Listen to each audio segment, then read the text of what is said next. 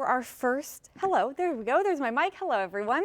Thank you for joining us for our first live stream event with the commentary before we show you this rocket launch. And we're doing this today especially because it's a big day. One, we do have a SpaceX Falcon 9 launch that's aiming for 3:11 p.m. So hopefully within the next 10, 11, 12 minutes, we will get that launch.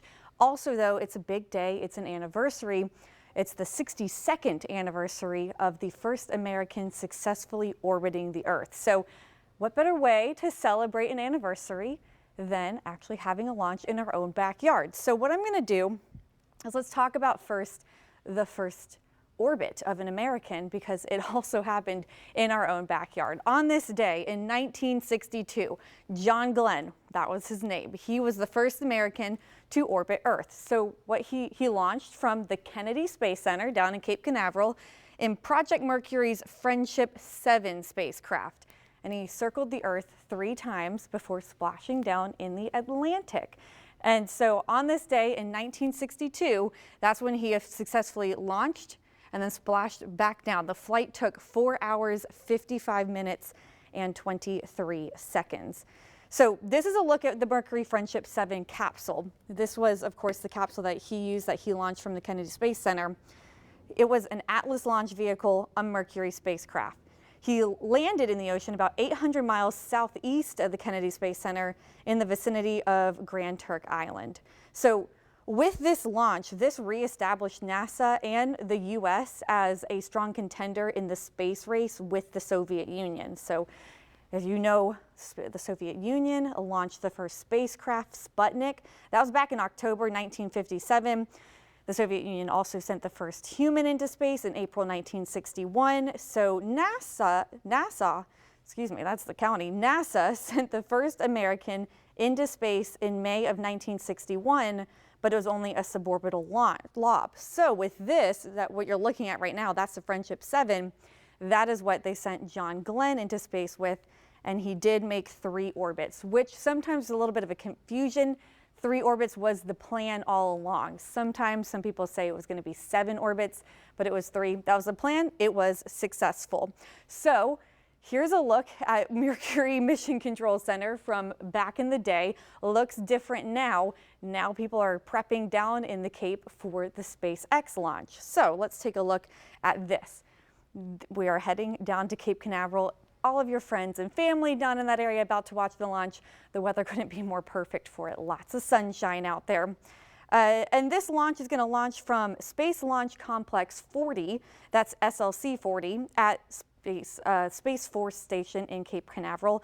This is a window from 3:11 to 5:11. Now, if it doesn't work out today, there's a backup window tomorrow. That's going to be from 12:53 to 4:53 p.m. So a 4-hour window tomorrow, a 2-hour window today, but hopefully we'll get this launch right at 3:11. So here along the First Coast, if you're about to step outdoors and watch it, look how perfect it is. You can see there that live stream from Cape Canaveral, same view for our outside. Beautiful blue skies out there, crystal clear skies. So we will be able to see the launch. It's going to launch to the east. So not northeast, which would be a little bit better for our viewing here along the First Coast, but not southeast, just directly off to the east. And this is a cool launch. So you might see here, it's launching a satellite that will provide faster internet to Indonesia. So it's launching a satellite. It's not a Starlink space launch, but they're going to launch a satellite for Indonesia to bring faster and better internet to them. So again, this is going to launch at 3:11. And the launch trajectory is off to the east. So if you are going to step outdoors, we would like you to please take a picture if you can see it, and make sure to post it on our First Coast News Weather Watchers Facebook page, because we would love to share your photos. I'm going to try to put something together for the evening newscast, and who knows, we might be able to share your photo as well. So again, this is going to be off at 3:11. I'm going to load this up for us too again. So what I wanted to show you here, maybe we could take this full screen, because to the left, what you're looking at is a spacecraft that's on the pad right now, pad 40. This is the actual Falcon 9 rocket that's about to launch. That was tweeted out by SpaceX just a little while ago.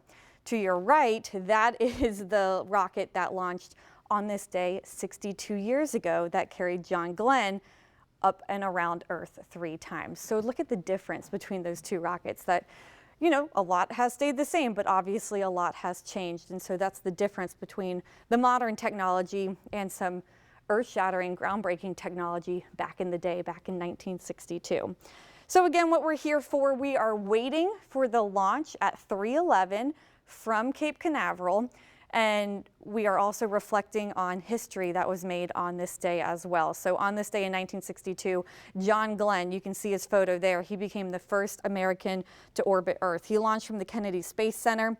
He landed in the ocean about 800 miles southeast of the Kennedy Space Center in the vicinity of Grand Turk Island. But before he did so, he successfully orbited Earth in Project Mercury's Friendship 7 spacecraft 3 times. And the flight to circle 3 times around the entire globe took 4 hours, 55 minutes, and 23 seconds. That's a look at the capsule. Things have changed, but there's a look also. That is John Glenn in the photo next to his capsule as well. Credit to the Smithsonian Institution and NASA for these photos. And again, that's a closer look at the rocket that they used, the Friendship 7 spacecraft that they used to launch up into outer space. And that's a look at the Mercury Mission Control Center. Again, right now we are waiting to hear from Control Center down and hear word from Cape Canaveral from SpaceX for their 3:11 launch. So every once in a while we've been showing you a live look from there too. Maybe we could get that as well up in the boxes because it looks good for launch. The weather looks nice as well, and we can see beautiful blue skies when we have been checking in on our live cameras and our live feed that SpaceX is showing us for their live launch. There it is. Look how gorgeous it is. Again, beautiful blue skies, great conditions for us to view it here along the First Coast too. So temperature's comfortable. If you want to step out the door, we're sitting in the 60s all across the First Coast now. We have those same beautiful blue skies, and this will be launching from 3:11 to 5:11. That's the window, hopefully right at 3:11. But the window will last until 5:11 p.m. And then if it doesn't launch today, there's going to be a 4-hour window tomorrow where it could go up to. And it's a cool launch because it's actually launching a satellite into space that will bring better, faster internet to Indonesia. So good stuff going up into our atmosphere and nice satellites up there. Launch trajectory to the east. So while we like northeast trajectories here because it gives us the best view of those rockets and the longest view of those rockets, to the east, not too bad. We'll still be able to see it, especially with these clear skies. Usually when it launches to the southeast, we can still see it fairly well, just not for as long as a period of time. And again, it's not to the southeast today, it's directly to the east. So generally speaking, this is what I think it will look like. This is going to launch out to the east. The red arrows on your screen, that's the rocket's trajectory. Now, I'm going to pull this up here. I had some notes. So what you see when it comes to the white arrows here, this is going to be of the boosters. It's going to be the 17th launch of the first stage boosters. So once it separates, it's going to land on the drone ship called Just Read the Instructions. It's stationed out in the Atlantic Ocean. So the white arrows, those are the SpaceX boosters, and once it separates, it will head to Just Read the Instructions drone ship, and then out to the east will the satellite continue as it goes out into orbit. I have an amazing crew upstairs. Are you guys keeping an eye on the time? How much longer do we have until 3 minutes and 20 seconds, 19, 18 seconds now. So look at that. The weather perfect, especially great to see after the rainy weekend we had. So good to see the sun come out tomorrow. So this is a live stream from SpaceX that we're taking, and you can see the countdown right here too. And at some point we will pull this up full screen on your screens. But right now, 3 minutes until launch. Beautiful day. So again, what we're doing here, I'm going to pull this up one more time because this is a special occasion. We have a launch, a SpaceX launch on the anniversary of the very first American orbiting Earth, which was a big deal for America because it put them back in the space race, back as a strong contender in the space race against the Soviet Union. So if you look through here with me, we'll take this full screen as well if we can upstairs, if that's okay with you all. This was John Glenn. He was the first astronaut to circle the Earth 3 times. And again, it reestablished us as a strong contender in the space race with the Soviet Union, because the Soviets launched the first spacecraft, as you know, a lot of you know, Sputnik, back in October of 1957. And then they also sent the first human into space in April 1961. So by May 1961, the Americans sent a person into space, but it was only a suborbital lob. So with the Americans launching on this day in 1962, February 20th, 1962, they officially also had an American orbit the Earth, circle the Earth 3 times. And oh my, how space has, and space travel and space exploration has only continued to grow and exceed in the past several years. So for now, I'm going to close out here. Let's watch this launch. Again, a SpaceX Falcon 9 launch. I believe there's less than 90 seconds until launch. Let's go ahead and let's take a listen in.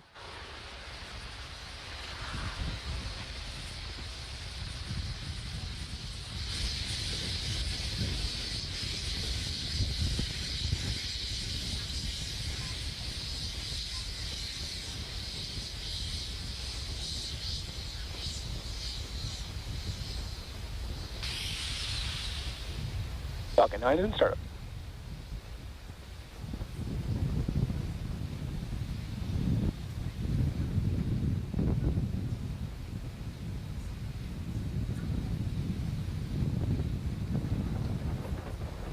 Go for launch.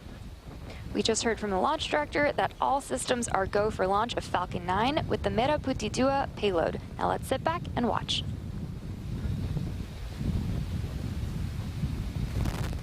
T-minus 30 seconds.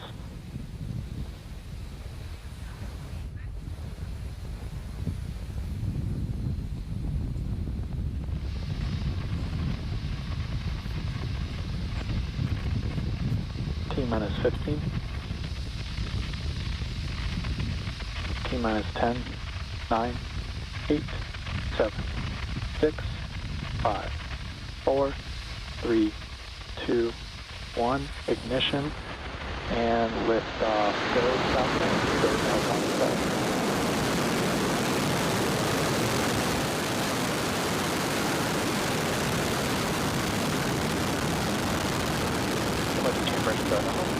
Vehicles pitching down range.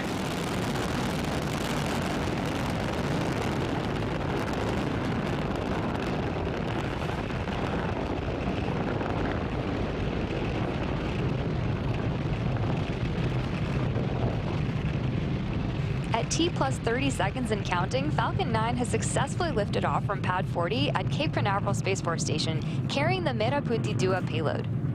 During ascent, we tilt the engines, also known as gimbaling, and that turns the rocket horizontally in what we call a gravity turn. In a gravity turn, the vehicle is still going up, but now we're also heading horizontally away from the launch pad. Moments ago, we throttled the engines down in preparation for max Q, or maximum aerodynamic pressure.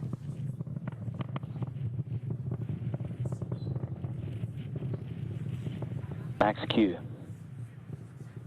Just heard, we had max Q, and the rocket typically needs to go 17,500 miles per hour horizontally in order to avoid being pulled back down to Earth and get into orbit. So keep an eye on the stage 1 telemetry that's at the bottom of your screen.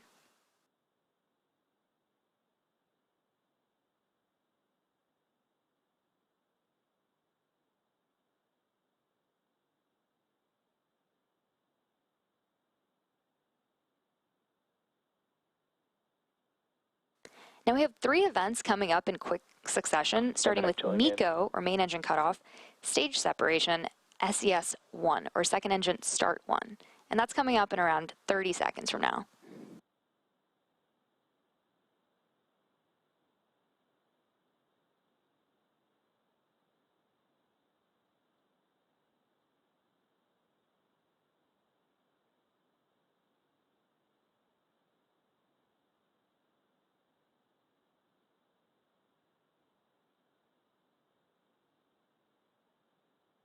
Vehicles on the nominal trajectory.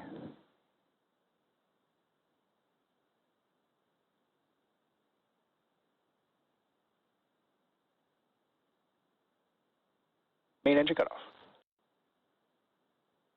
Stage separation confirmed. And there you heard and even saw those three Impact events ignition. that happened back to back, which were MECO, stage separation, and second engine start 1. Coming up next will be fairing separation. That's in about a minute from now. Impact air pressures are nominal.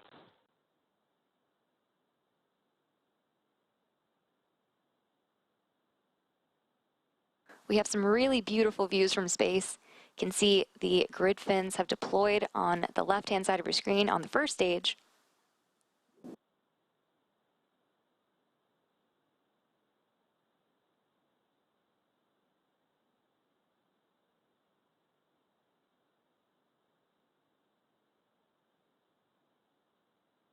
Fairing separation confirmed.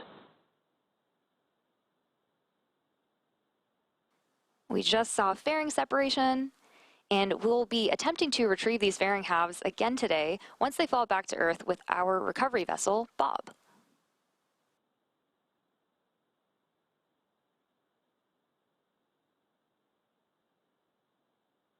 Both vehicles are on a nominal trajectory.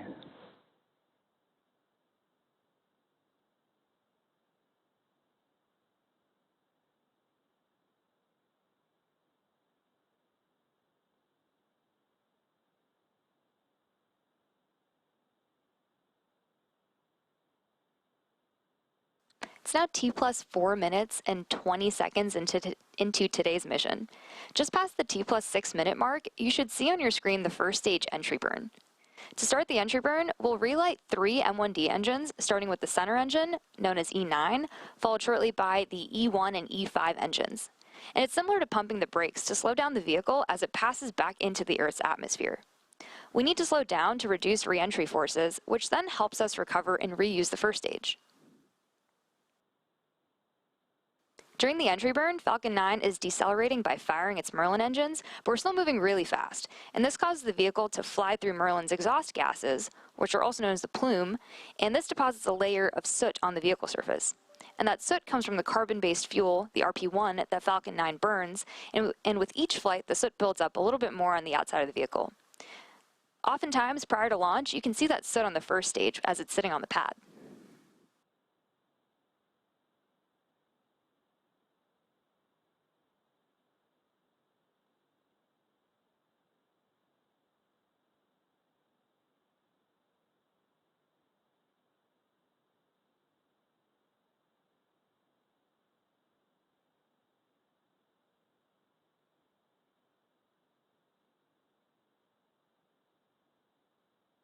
We have a really awesome view of stage 2, and you can see on your screen it's still picking up speed, and as it heads to its destined orbit.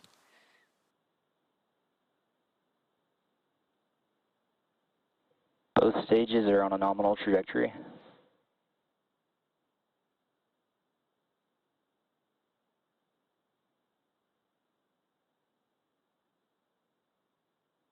Entry burn on the first stage is coming up in a couple seconds.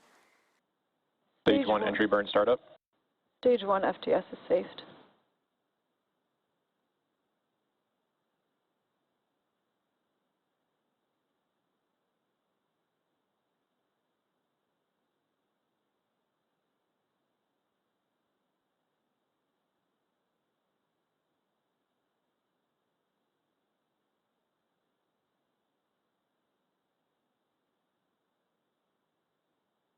Stage 1 entry burn shutdown. So on the left-hand side of your screen, we have stage 1. You could see that it really decelerated as its speed slowed down. Reusability is key to lowering the cost of spaceflight, which enables more investments in critical scientific research. The Falcon 9 first stage that's supporting today's mission will perform this entry burn for its 17th time, having previously supported missions like CRS-22 and 25, NASA Crew 3 and Crew 4, and Turksat 5B.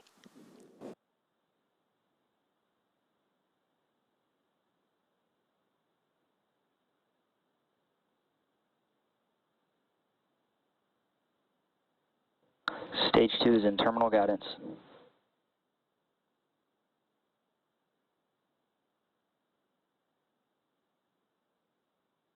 Stage 1 transonic. The Merlins on the first stage are optimized for sea level and achieve 190,000 pounds of thrust each during ascent and entry. After liftoff, Stage 2 Falcon 9's FTS is safe. first stage has more thrust than 5 747 airplanes at full power. The MVAC engine, with a much wider nozzle, is optimized to 220,500 pounds of thrust in vacuum. Stage 1 landing burn startup. And the next shutdown.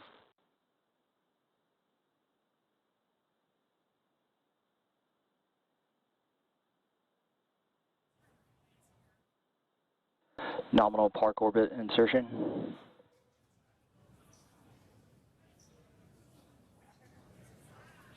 Stage 1 landing leg deploy.